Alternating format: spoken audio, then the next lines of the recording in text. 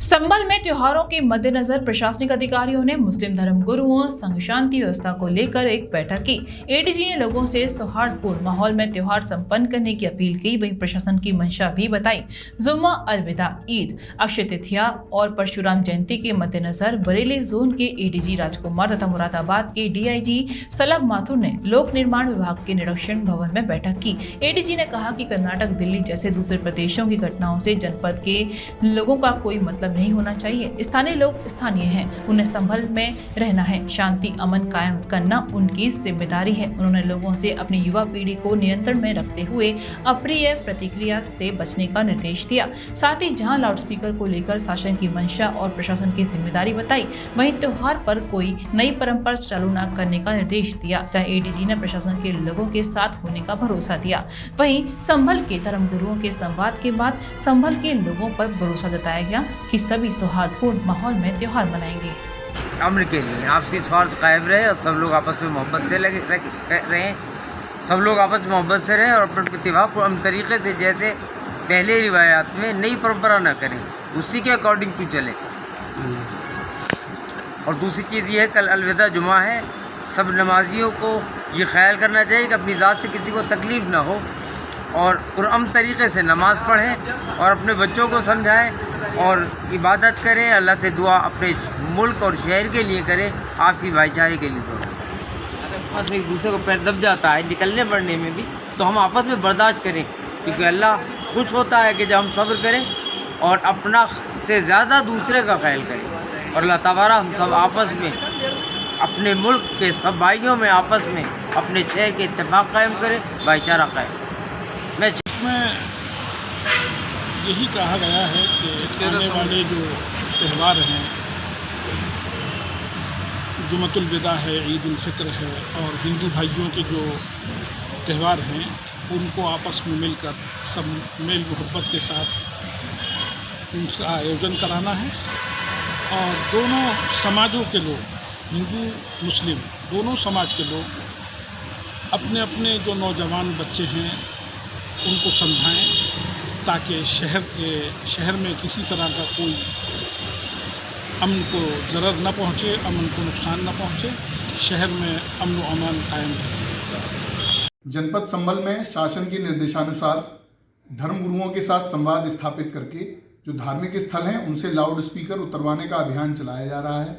इसमें अब तक 100 से ज़्यादा स्थानों पर लाउड स्पीकर उनके धर्मगुरुओं द्वारा स्वयं से अपनी स्वेच्छा से उतारे गए हैं। कुल 1550 के करीब लाउड स्पीकर की आवाज़ उनसे बात करके कम कराई गई है। इस तरह से यह अभियान आगे आने वाले समय में भी चलता रहेगा और इसमें लगातार पुलिस व प्रशासन के साथ में धर्मगुरुओं का संवाद कायम किया जा रहा है। धन्यवाद। काफ़ी उससे पूर्व वक्ताओं ने, आप सभी लोगों ने काफ़ी अच्छी अच्छी बातें कही और काफ़ी ज्ञानवर्धक थी और अच्छी बातें थी, जो मुझे बरेली से इतनी दूर आना मेरा सार्थक सिद्ध हुआ आप लोगों की बातें सुनकर। काफ़ी कुछ जानने को मिला संभल के बारे में।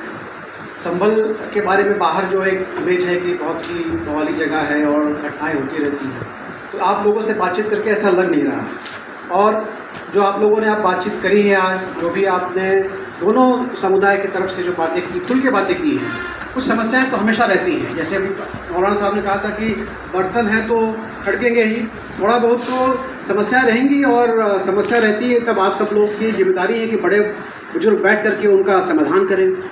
अपने यंग ब्लड जो हमारा है, हमारे जो लड़के हैं चाहे दोनों समुदाय के, उनको हम नियंत्रित नहीं करेंगे, कंट्रोल नहीं करेंगे, तो फिर इसका कोई इस तरह की पीस कमेटी मीटिंग का कोई सार्थकता नहीं रहेगी।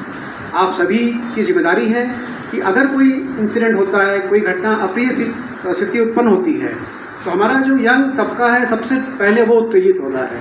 तो उनकी उत्तेजना पर हम घी ना डाल करके, पानी डाल करके उसको शांत करने की कोशिश करें तो बहुत बेहतर रहेगा।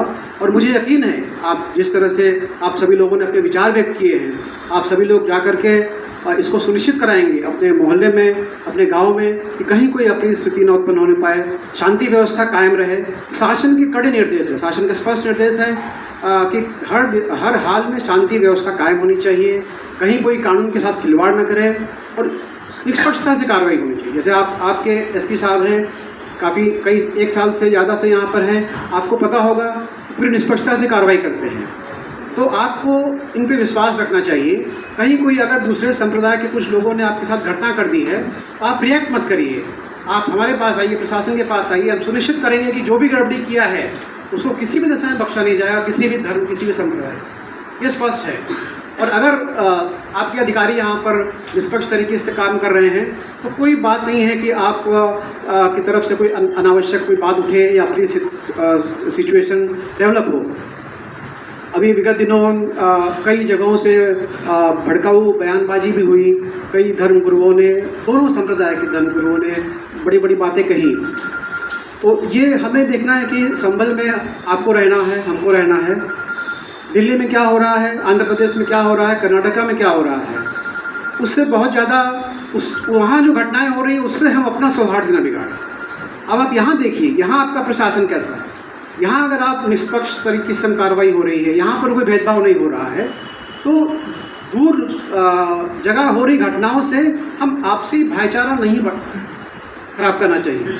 पुलिस अधीक्षक महोदय, उनके साथ के सभी पुलिस अधिकारी और प्रशासनिक अधिकारी अपना ब्रेक, बहुत ही वैल्यूबल ब्रेक की, बहुत ही आप लोग, मेरे को पता लगा था कि आप लोग की नमाज का भी टाइम हो रहा है, बहुत लोग आप लोग को जाना भी है, आप लोग अपना समय निकाल के आए, आप लोग को बहुत बहुत धन्यवाद। प्रेस के बंधुओं, मैं अधिक चीज़ें नहीं कहना चाहूँगा। सबसे पहले तो मुझे लगता है कि आप ही लोगों ने प्रॉब्लम आपकी जो थी वो भी डिस्कस कर ली और आप ही लोगों ने आपके सॉल्यूशन भी डिस्कस कर लिए।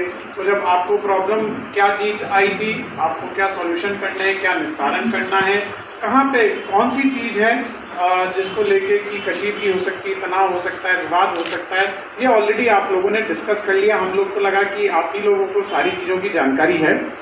मैं 3-4 चीज़ें बस कहना चाहूँगा। सबसे पहले तो ये बहुत अच्छा रहा कि आप लोगों ने ओपनली इस मीटिंग में सारे अपने पॉइंट्स डिस्कस किए, अपने मन की बात रखी, जो भी चीज़ें थी।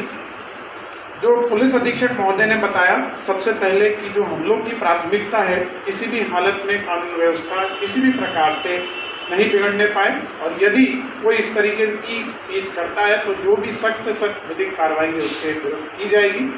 सेकेंड चीज़, पुनः पुलिस अधीक्षक महोदय ने बताया कि अगर ऐसी ज़रूरत होगी कि हम लोग को किसी और ग्राउंड लेवल पर जाके मीटिंग करनी है तो वो भी की जाएगी। लेकिन मेरा हमेशा ये मानना है कि आप लोग जब आपस में अपने मेंटल थॉट्स में इतने क्लियर हैं, अपने दिमाग में इतने क्लियर हैं, जहन में आप लोग की सारी बातें हैं कि हमें कैसे प्रोसीड करना है, तो मेरे ख्याल से उसकी आवश्यकता नहीं पड़नी चाहिए। आप में से किसी ने इस चीज़ को भी रखा था कि पुलिस का डिप्लॉयमेंट हो, और पुलिस का डिप्लॉयमेंट पूरा रहेगा। जहाँ जहाँ पर आवश्यकता है ड्रोन कैमरे भी लगाए जाएंगे। हम लोग को फोर्स यहाँ पर डिप्लॉयमेंट जो हैं पूरे हैं, यही नहीं पूरे रेंज के अंदर, पूरे प्रदेश के अंदर। बट फिर भी मेरा यही मानना है कि जो चीज़ें आपसी सहमति से हो सकती हैं उसका कोई सब्स्टिट्यूट नहीं है, उसका कोई सॉल्यूशन नहीं है। चौथी चीज़, आप में से किसी ने इस चीज़ को भी रेस किया कि इस तरह की कल कोई बात होगी कि दुकानें बंद कराई जा रही हैं, जो कि पुलिस अधीक्षक महोदय ने यहीं से खंडन कर दिया कि ऐसी कोई दुकान बंद कराने की बात नहीं है।